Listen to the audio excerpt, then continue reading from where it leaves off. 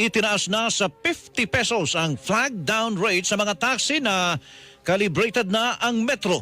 Ayon sa Land Transportation Franchising and Regulatory Board o LTFRB, yan ay tugon sa inihaing petisyon ng grupo ng mga taxi driver noong 2022.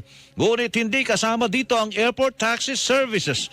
Bagamat nagpapasalamat ang Philippine National Taxi Operators Association, hindi pa rin nila ito sapat at malayo sa orihinal na petisyon na 60 pesos. Dapat ang binigay nila yung original petition na 60 pesos na flag down rate.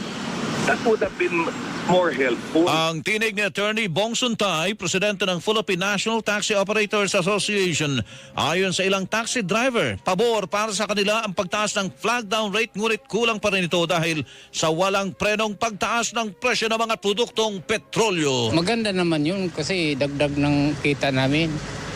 Pero kaso lang dahil po tumataas